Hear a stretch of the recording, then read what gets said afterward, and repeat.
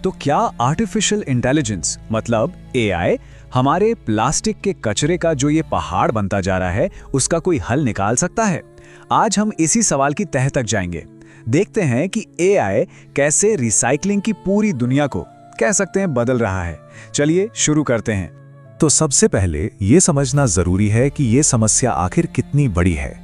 हर साल 13 crore ton plastic हमारे पर्यावरण में पहुंच जाता है। अब ये नंबर इतना बड़ा है ना कि सोचकर ही दिमाग घूम जाता है। ये हमारे समंदर, हमारी जमीन, सब पर एक जबरदस्त बोझ है। इसको ना जरा ऐसे सोचकर देखते हैं। हर एक सेकंड एक पूरा का पूरा कूड़े का ट्रक उतना प्लास्टिक हमारे महासागरों, नदियों और जमीन में जा रहा है। अब ये आंकड़ा ज्यादा असली और डरावना लग रहा है ना? तो सवाल ये उठता है कि हम इस मुसीबत से निपट क्यों नहीं पा रहे? इसका जवाब छिपा है हमारी मौजूदा रिसाइकलिंग सिस्टम की कमजोरियों में। ये जो आंकड़े हैं ना, ये वाकई चौंकाने वाले हैं। जितना भी प्लास्टिक कचरा है उसका सिर्फ 15 से 20% ही मैकेनिकल रिसाइकलिंग तक पहुंच पाता है। इसका सीधा सा मतलब है कि ज्यादातर कचरा या तो जमीन में दबा दिया जाता है या फिर जला दिया जाता है, जिससे प्रदूषण और भी बढ़ जाता है। बात यह है कि हमारे पुराने सिस्टम इस जबरदस्त चुनौती के लिए बने ही नहीं हैं। आज के जमाने में जितना कचरा पैदा हो रहा है और वो जितना कॉम्प्लेक्स है, उसके सामने इंसान और पुरानी मशीनें दोनों ही बेबस हैं। पर यहीं पर टेक्नोलॉजी एक नए हीरो की तरह एंट्री लेती है।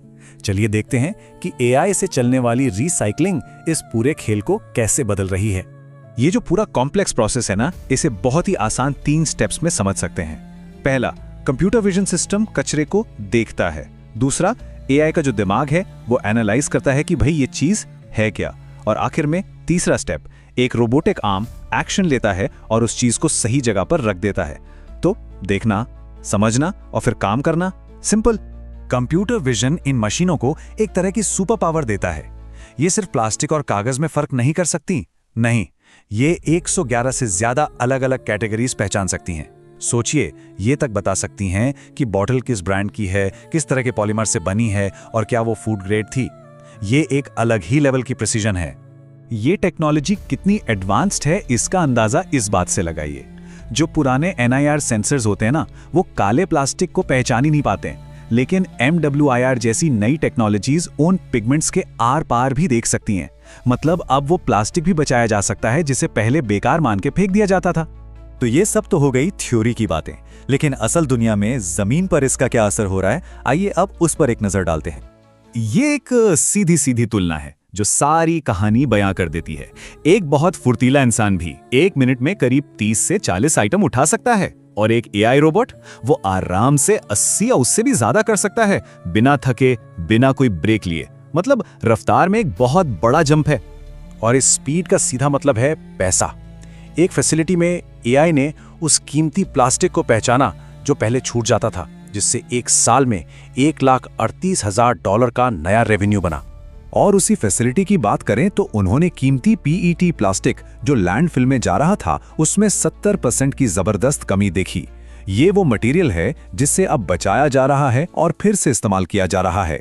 और शायद सबसे कमाल की बात तो यह है कि इस टेक्नोलॉजी पर जो भी पैसा लगाया गया वो सिर्फ 10 महीनों के अंदर ही वापस आ गया। मतलब ये ऑटोमेशन का एक बहुत ही जबरदस्त बिजनेस केस बनाता है। लेकिन एआई का असर सिर्फ कचरे को अलग करने तक ही सीमित नहीं है। ये हमें वो डेटा दे रहा है जो पूरे सिस्टम को ही बदल सकता है। इसे समझने के लिए EPR यानी एक्सटेंडेड प्रोड्यूसर रिस्पॉन्सिबिलिटी को समझना होगा। ये एक ऐसी पॉलिसी है जो पैकेजिंग बनाने वाली कंपनियों पर यह जिम्मेदारी डालती है कि जब उनका प्रोडक्ट कचरा बन जाए तो उसे मैनेज करने में वो भी भूमिका निभाएं। जैसा कि एक बड़ी ग्लोबल कंपनी ने कहा है, ये एक ऐसी समस्या है जिसे कोई अकेला नहीं सुलझा सकता। इसके लिए एक ऐसा सिस्टम चाहिए जिसमें बनाने वाले से लेकर इस्तेमाल करने वाले तक हर कोई एक डेटाबेस सॉल्यूशन का हिस्सा बने। और यहीं पर वेस्ट इंटेलिजेंस काम आती है। एआई से जो डेटा मिलता है वो ब्रांड्स को पहली बार ये बताता है कि उनकी पैकेजिंग के साथ असल में हो क्या रहा है। क्या वो रिसाइकिल हो रही है या उसे छांटने में दिक्कत आ रही है। ये फीडबैक लूप कंपनियों को शुरू से ही बेहतर और ज्यादा रिसाइकलेबल पैकेजिंग डिजाइन करने में मदद करता है। हाँ, ये सब बहुत अच्छा लगता है, लेकिन ये मानना भी जरूरी है कि एआई कोई जादू की छड़ी नहीं है। इसे असलियत में लागू करने में कुछ बड़ी सीमाएं और चुनौतियां हैं। तो ये हमें एक बहुत ज़रूरी सवाल पर ले आता है। अगर ये टेक्नोलॉजी इतनी ही अच्छी है तो फिर इसकी लिमिट्स क्या हैं? कहाँ जाकर ये रुक जाती है? तो कुछ बड़ी रुकावटें ये हैं। कुछ मटेरियल्स जैसे चिप्स के मल्टीलेयर पैकेट वो अभी भी छांटने के लिए बहुत कॉम्प्लेक्स हैं। इन रोबोट्स का मेंटेनेंस महंगा पड़ सकता है। एक ग्लोबल डिजिटल डिवाइड है, मतलब अमीर और गरीब देशों के बीच एक बड़ा फासला है। और हमें यह भी नहीं भूलना चाहिए कि एआई टेक्नोलॉजी खुद भी तो बिजली इस्तेमाल करती है। ये 6% का आंकड़ा दुनिया की असमानता को साफ साफ दिखाता है। सर्कुलर प्लास्टिक से जुड़ी पहलों में ज्यादातर पैसा अमीर देशों में लगाया जा रहा है, जबकि प्लास्टिक प्रदूषण का सबसे ज्यादा असर अक्सर विकासशील देशों को झेलना पड़ता है। इन रोबोट्स को चलाने के लिए भरोसेमंद इंटरनेट और बिजली चाहिए। ये एक ऐसा बेसिक इंफ्रास्ट्रक्चर है जो आज भी दुनिया के कई हिस्सों में एक बहुत बड़ी चुनौती है, और यही इस टेक्नोलॉजी को दुनिया भर में अपनाने की राह में सबसे बड़ा रोड़ा है। तो आखिर में ये हमें एक बहुत बड़े और गहरे सवाल के साथ छोड़ जाता है। एआई हमारे कचरे को छांटने में तो हमारी मदद कर ही सकता है, इसमें कोई शक नहीं, लेकिन क्या ये हमें हमारी चीजों को इस्तेमाल करने की आदतों को बदलने में मदद कर सकता है? क्या ये कचरे के साथ हमारे रिश्ते को ही फिर से डिजाइन करने में मदद कर सकता है? शायद असली चुनौती टेक्नोलॉजी में है ही नहीं, असली चुनौती तो हमारी सोच बदलने में है।